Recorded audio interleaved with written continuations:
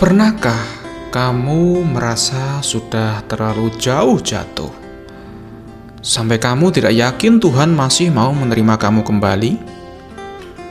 Malam ini kita akan berbicara tentang dua orang yang sama-sama mengkhianati Yesus di malam yang sama, tapi hasilnya sangat berbeda. Apa yang membedakan mereka? Malam itu di Yerusalem, dua murid Yesus melakukan hal yang sama. Mereka berdua gagal, berdua jatuh, berdua mengkhianati sang guru. Petrus yang dengan gagah berkata, "Sekalipun aku harus mati bersama-sama dengan Engkau, aku takkan menyangkal Engkau." Namun 3 jam kemudian menyangkal Yesus 3 kali di depan seorang hamba perempuan, bukan di depan prajurit bersenjata, seorang hamba perempuan. Yudas menjual Yesus seharga 30 keping perak, mengkhianatinya dengan sebuah ciuman, tanda kasih sayang yang dipakai sebagai senjata pengkhianatan. Dua orang, dua kegagalan besar, tetapi lihat apa yang terjadi setelahnya. Yudas ketika menyesal pergi sendirian. Ia membawa rasa bersalahnya kepada para imam, bukan kepada Tuhan. Ia berkata, "Aku telah berdosa karena menyerahkan darah orang yang tak bersalah." Ia mengembalikan uangnya. Ia menyesal, tapi penyesalannya membawa ke dalam kegelapan yang lebih dalam, bukan ke dalam terang pengampunan. Sedangkan Petrus juga menyesal. Alkitab mencatat, lalu ia pergi keluar dan menangis dengan sedihnya.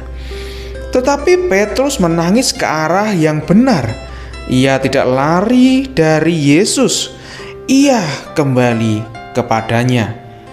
Dan Yesus yang bangkit itu secara khusus meminta para malaikatnya untuk menyampaikan pesan kepada murid-muridnya. Dan ia menyebut nama Petrus secara spesifik. "Tetapi sekarang pergilah, katakanlah kepada murid-muridnya dan kepada Petrus." Yesus menyebut nama orang yang baru saja 3 kali menyangkalnya, seolah dia berkata, jangan sampai Petrus mengira ia sudah tidak termasuk. Sahabat, malam ini mungkin kamu sedang duduk dengan rasa bersalah yang berat, dengan kegagalan yang kamu pikir sudah menutup pintu kasih Tuhan bagimu. Tapi dengarkan ini baik-baik. Perbedaan Petrus dan Yudas bukan terletak pada besarnya dosa mereka. Perbedaannya terletak pada kemana mereka membawa dosa itu.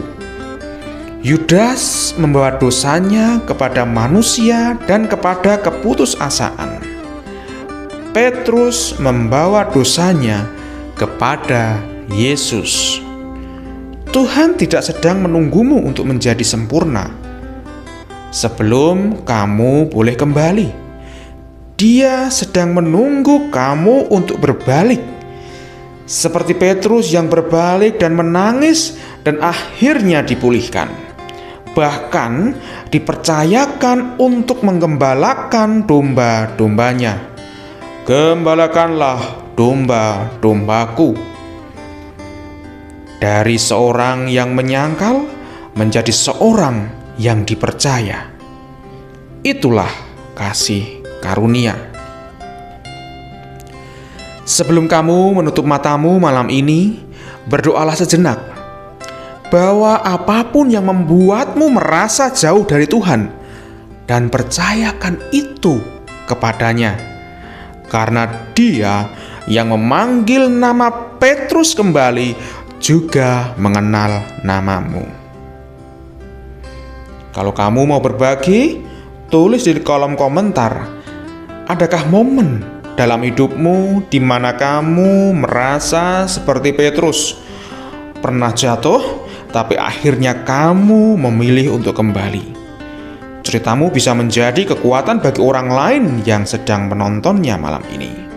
Jangan lupa like dan subscribe untuk renungan malam berikutnya. Selamat beristirahat. Tuhan Yesus memberkati.